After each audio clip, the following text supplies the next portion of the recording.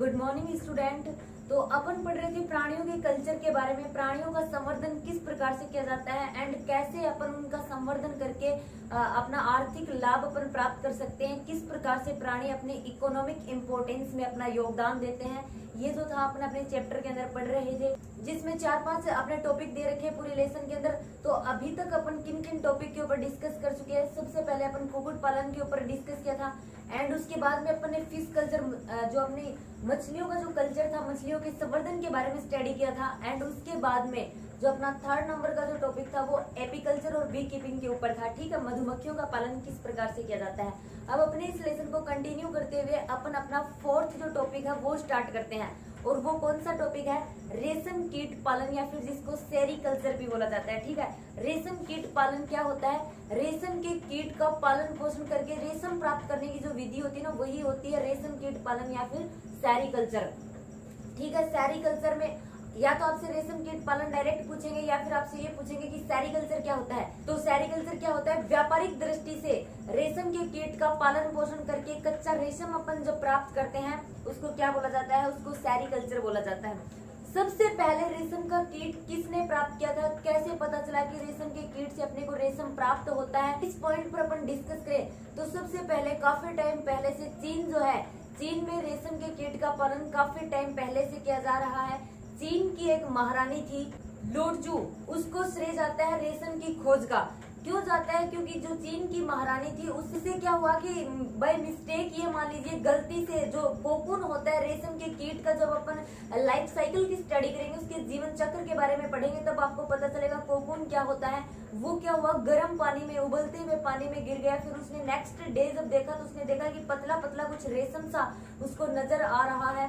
उसी टाइम से जो कोकून थे, जो अपने रेशम के कीट थे, उन रेशम के कीटों से क्या प्राप्त होने लगा? रेशम प्राप्त होने लगा और रेशम से फिर उसके वस्त्र बनने लगे। ठीक है, अब जो चीनी लोगों ने ये रेशम कीट की खोज की थी, काफी टाइम तक, काफी लंबे समय तक उन्होंने अपनी इस खोज को क्या किया था? छुपा कर रखा था, किसी को बताया नहीं था।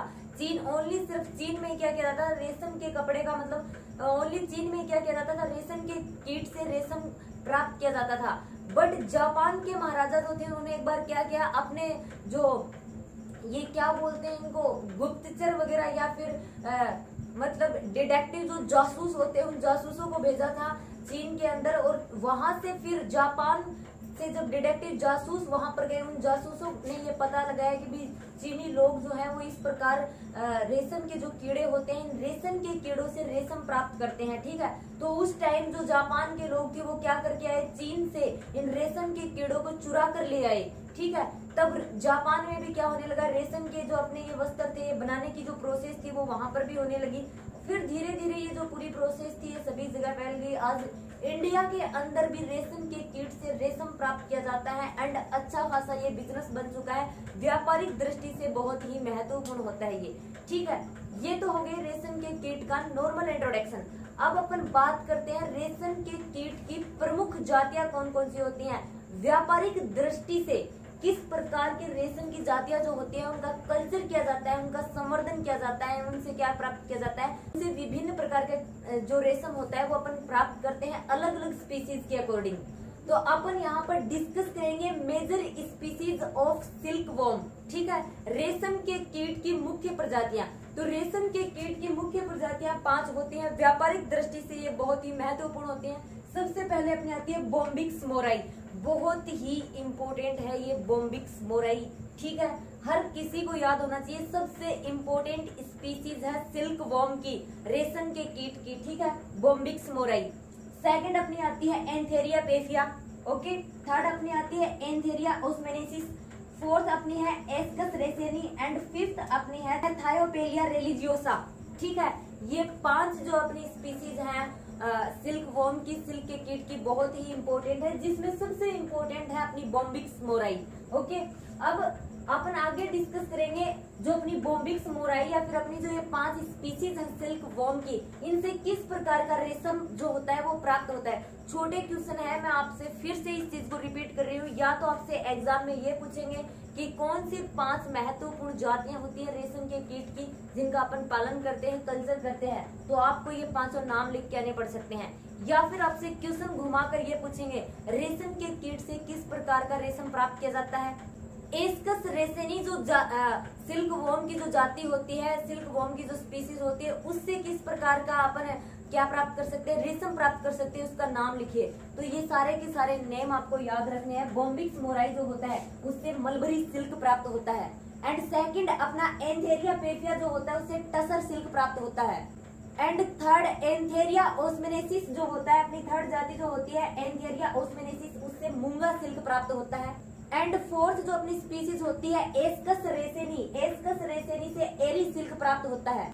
एंड फिफ्थ जो होती है अपनी स्पीसीज थायोपेलिया रिलीजियोसा, उससे क्या प्राप्त होता है, देव मूंगा सिल्क प्राप्त होता है। ठीक है, ये मलबरी सिल्क, टसर सिल्क, मूंगा सिल्क, एरी सिल्क, देव मूंगा सिल्क, ये जो सिल्क है ये कौन सी स्पीसीज से, सिल्क वॉर्म की कौन सी जाति से अपने को प्राप्त होते हैं। ओके, उसके बाद में दे रखा है रेशम कीट के भोज्य पादप, मतलब बॉम्बेक्स मोराई किस प्लांट की पत्तियों को खाता है।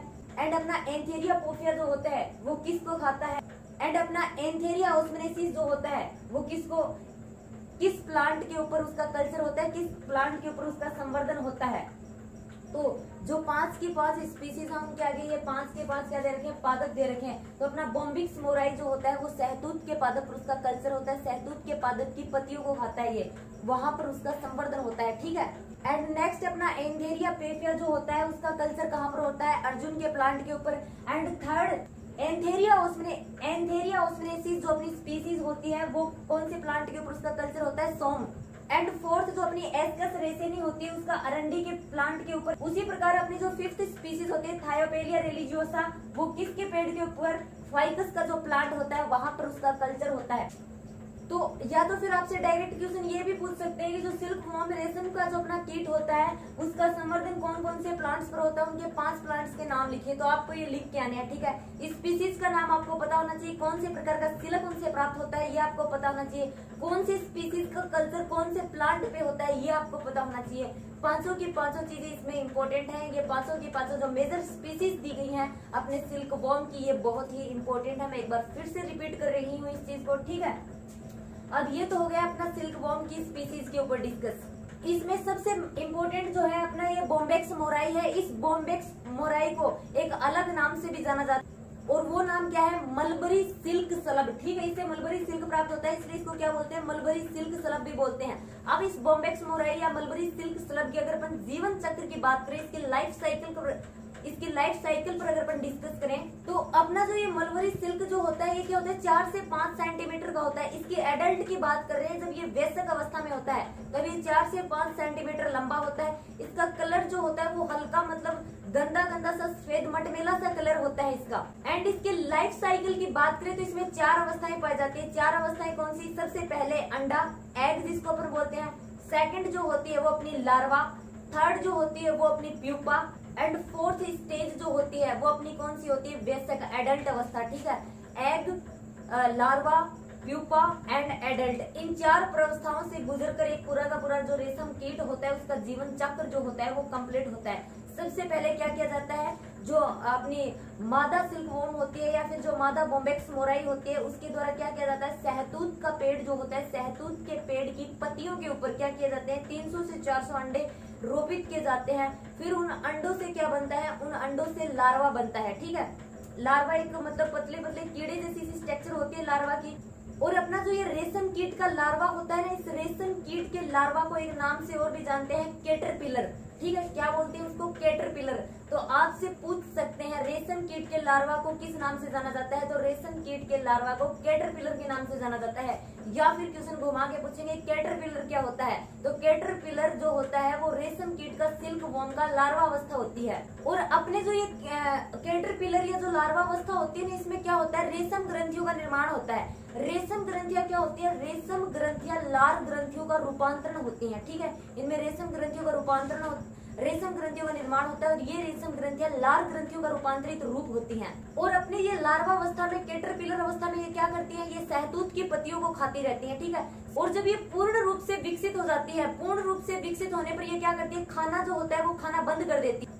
एंड इस टाइम पर ये क्या करती हैं, इस टाइम पर अपने शरीर के चारों ओर रेशम के धागे का निर्माण करके, किसका निर्माण, रेशम के धागे को लपेट करके किसका निर्माण कर लेती हैं, कोकून का निर्माण कर लेती हैं। ठीक है, जब ये लार्वा अवस्था में होते हैं तब ये क्या करते हैं, अपना भोजन खाते हैं। उसके बाद में जब ये पूर्ण रूप से विकसित हो जाते हैं तब ये खाना भोजन ग्रहण करना बंद कर देते हैं। उसके बाद ये क्या करते हैं, अपनी बॉडी के चारों ओर क्या करते हैं, रेशम का जो धागा होता है उसको लपेट कर एक व्हाइट कलर की एक मतलब ऐसी गोल सी संरचना बना लेते हैं, अंडे के आकार की, इस प्रकार की। उसको क्या बोलते हैं, उसको कोकून बोलते हैं। अब ये कोकून जो आवरण होता है गोलाकार सफेद रंग का अंडे का, इसके अंदर क्या होता है, जो लार्वा अवस्था थी वो प्यूपा अवस्था में बदल जाती है। ठीक है, वो प्यूपा अवस्था में बदल जाएगी। और जो प्यूपा होता है ना, इस प्यूपा को एक अलग नाम से भी जाना जाता है। प्यूपा को क्या बोलते हैं, क्राइसेलिस। ठीक है, प्यूपा जो पाया जाता है अपने प्यूपा जो पाया जाता है अपने सिल्क वॉर्म में, उसको क्या बोला जाता है, क्राइसेलिस बोला जाता है। और अपना जो ये प्यूपा होता है जो कोकून के अंदर और अपना जो ये प्यूपा जो स्ट्रक्चर होती है ये जो कोकून के अंदर रहती है, क्योंकि पहले अपनी लार्वा अवस्था थी, वो लार्वा अवस्था पूर्ण रूप से विकसित होने के बाद में भोजन ग्रहण करना बंद कर देती है।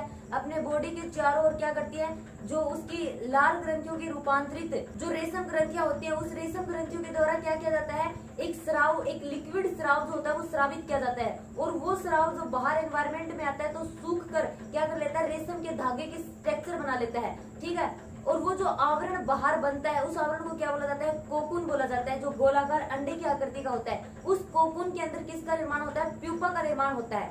और वो प्यूपा 10 से 12 दिन के बाद में किस में चेंज हो जाता है, अडल्ट में चेंज हो जाता है। और वो जो होता है कोकून को तोड़कर बाहर निकलता है। ठीक है, क्योंकि प्यूपा के चारों ओर क्या पाया जाता है, कोकून का आवरण पाया जाता है और वो उस कोकून को तोड़कर बाहर निकलता है। ठीक है, अब ये तो हो गई मतलब रेशम के कीट के लाइफ साइकिल की बात। आगे अगर अपन डिस्कस करें कि इसका पालन पोषण किस प्रकार से किया जाता है, इसका कल्चर किस प्रकार से किया जाता है, किस प्रकार से ये व्यवसायिक दृष्टि में महत्वपूर्ण होता है, तो इसमें क्या किया जाता है।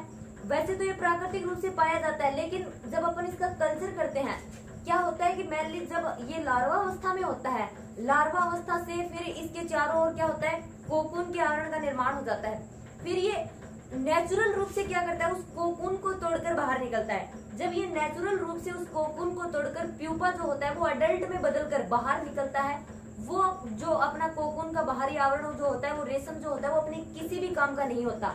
ठीक है, तो इससे तो रेशम फिर अपन प्राप्त कैसे करते हैं, रेशम को प्राप्त करने के लिए वो कोकून, वो गोलाकार अंडाकार जो संरचना होती है, उस गोलाकार अंडाकार संरचना को क्या किया जाता है, गर्म पानी में उबाला जाता है। ठीक है, उसके अंदर क्या रहते हैं, प्यूपा रहते हैं।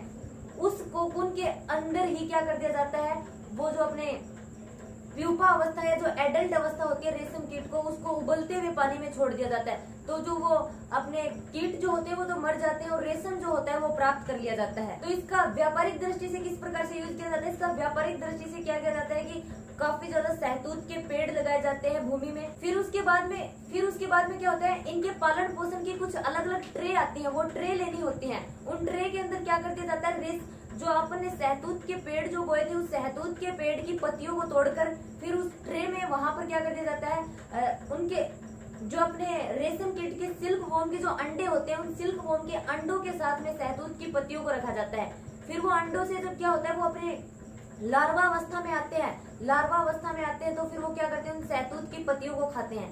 सहतूत की पत्तियों को खाकर वो विकसित हो जाते हैं, लंबे से हो जाते हैं। फिर क्या करते हैं, उनकी जो रेशम ग्रंथियां होती हैं वो एक चिपचिपा सा जो स्राव होता है वो स्रावित करती है, जो बाहर वायु के संपर्क में आकर सूख कर क्या हो जाता है, जो अपना लार्वा अवस्था होती है उसके चारों ओर एक आवरण सा बना लेता है। उस आवरण को कोकून बोला जाता है। ठीक है, और फिर अपना जो ये कोकून, ये कोया जो होता है, ये स्पिनिंग ट्रे में बनता है, ऐसे घूमता रहता है सर्किल रूप से और प्यूपा के चारों ओर बन जाता है। इसमें होता क्या, एक ट्रे जैसी स्ट्रक्चर होती है, उसमें खांचे से बने होते हैं। उन खांचों के अंदर किसका निर्माण होता है, उन खांचों के अंदर कोकून का निर्माण होता है। स्पिनिंग ट्रे बोला जाता है। स्पिनिंग ट्रे को सूर्य के प्रकाश के सामने रखा जाता है। फिर इनसे जब अपन रेशम को प्राप्त करते हैं तब क्या किया जाता है, इन कोयों या फिर कोकून को गर्म पानी में उबाला जाता है।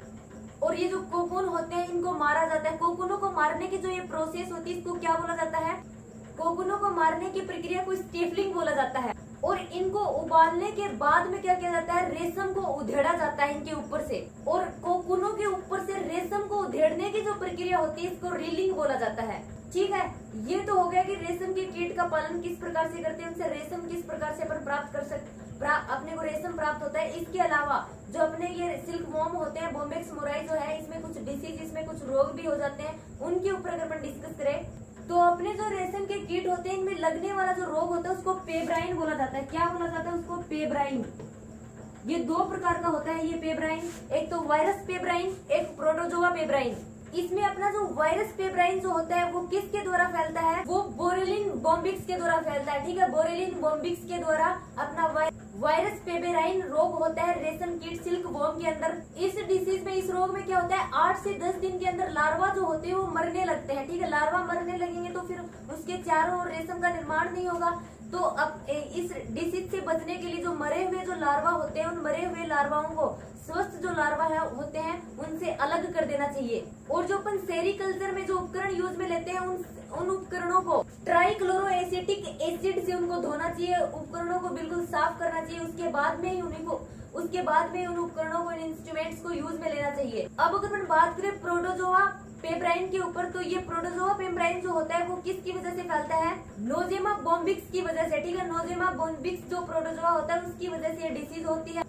और ये जो अपनी डिसीज होती है ये लार्वा अवस्था में भी और जो अपना एडल्ट होता है उन दोनों को लगती है। ठीक है, पहले जो वायरस अपनी पेब्राइन थी वो ओनली लार्वा अवस्था में आती है, लेकिन ये लार्वा और एडल्ट प्रौढ़ अवस्था जो होती है अपनी प्रौढ़ एंड लार्वा दोनों अवस्थाओं को इफेक्ट करती है। इसके अलावा जो सिल्क वॉर्म होते हैं उसमें एक डिसीज और होती है, उसका नाम है फ्लेचरी तथा ग्लेसरी। ठीक है, फ्लेचरी एंड ग्लेसरी ये किसके द्वारा होती है? बैक्टीरिया के द्वारा सिल्क वॉर्म में फैलाई जाती है। ठीक है, ये तो हो गए रेशम कीट में जो कौन कौन सी डिसीज फैलती है ये। तो स्टूडेंट्स, आज अपन ने डिस्कस किया है सेरिकल्चर के ऊपर रेशम कीट का पालन किस प्रकार से किया जाता है। अपना जो नेक्स्ट और लास्ट जो वीडियो होगा इस लेसन का वो लाख की खेती के ऊपर होगा। ठीक है, लास्ट वीडियो होगा उसमें अपन डिटेल से स्टडी करेंगे कि लाख की खेती किस प्रकार से की जाती है।